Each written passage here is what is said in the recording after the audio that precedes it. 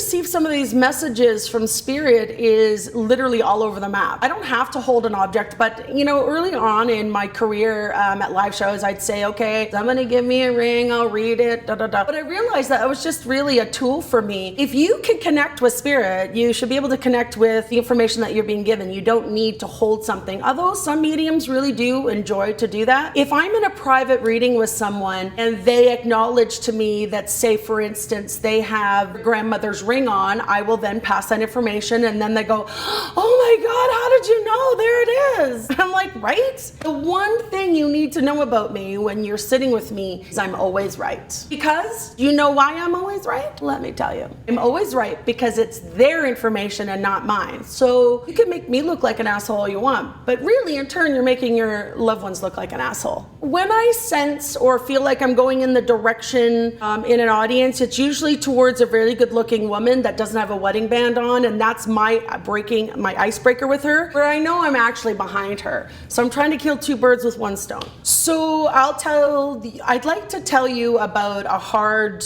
reading that I had, and I use this often as when it's needed in a show or in a reading. This lady had come into my home for 4 p.m. on a Saturday booking. And she came in and she sat down, and I just felt this overwhelming, awful pain that she was feeling. So as the reading progressed, her son had come through. He was 21 and he died in a car accident. He was not able to be saved. He was beheaded. 2 weeks after that, her husband dropped dead of a heart attack. And 4 weeks after that, her daughter committed suicide. And her main reason coming to see me was to make sure that spirit was real, so that she was going home to commit suicide. And in that reading, her husband had come through and had indicated what her, man, it always gets me emotional when I talk about this, told me what her plan was. And when I relayed that information from her husband, she was just absolutely in shock. And I said, well, I hope I see you next week. We talked about all the things on a level. I personally don't want to kind of really go into what we talked about, but we were able to leave there celebrating her loved ones, even though she didn't feel that she wanted to be alive. There was a reason why she was left here, to celebrate their legacies and why it happened to her. And I guess for me, I think celebrating and humor can be really well packaged, but sometimes we have to just figure out sometimes the difference as well. Have we been able to celebrate and laugh our butts off since that day? Because guess what? She's still alive. So have we been able to celebrate and laugh her butts off about their life? Absolutely. And the stuff that has come through since has been extraordinary. So I wanted to share that with you because that at one point really changed why I felt I was exactly doing what I needed to do.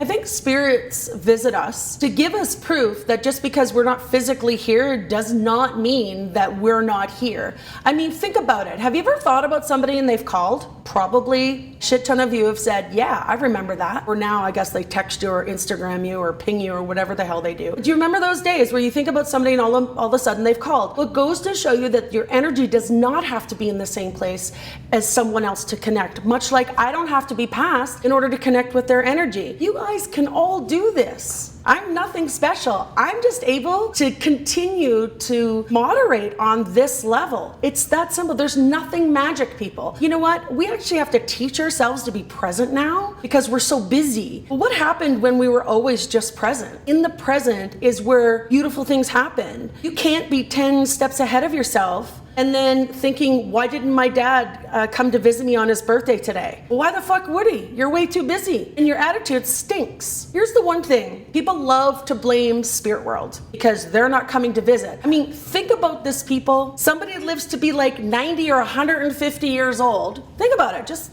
think about this for a minute. They die, and then all of a sudden their job after living that long is to come back and help you with your love life or your financial situations. Number one, when they were here, they didn't do that. And number two, when they get there, it's none of their business. Spirit comes to support you. They don't come to do your hard work. So if you think at all there is an easy button, just like Staples has introduced us to our life, I mean, people even buy those little stupid Staples, but I don't even get it. Anyway, focus. There is no easy button, people, and I'm gonna tell you something. If there was, I wouldn't be using on anybody else but me. There was this missing girl in central Canada, and I had woken up and saw everything that happened, and I went to work that day. This is when I actually had a 9-to-5 job, and I said to everybody, I said, there's this lady, this girl, it's her first day of school, she's gone missing, she didn't even get in, and I drew a map of where I thought she was, and I told her where they put her, everything, and I was hell-bent on this, and I'm like, her name starts with an M, and da-da-da-da, and literally the next day, it hit the news that this girl, exactly where I said she was going to go missing, and I said, this is where you'll find her. And here's the most frustrating part. You call the tip line, and yes, there's probably 800 mediums. I didn't care about getting paid or anything. I just knew I knew this information. And how it got downloaded to me, I have stopped asking. So when it gets dark for me, it's like no one's listening. And oftentimes it's physical. People in the physical world don't listen, or we have to struggle between believing or not believing. On the other hand, when people say there's good energy and there's bad energy, to be quite honest, I have felt some heavy energy. I have experienced heavy energy here in the physical world. But I will tell you, and this is personally my opinion only, that I feel more hate and more darkness from other human beings here in the physical world than I have ever in spirit world. And I will tell you, if you're an asshole here, you're pretty much going to be an asshole there. And I also get to choose to work with you should I want to or should I not. And we're clear.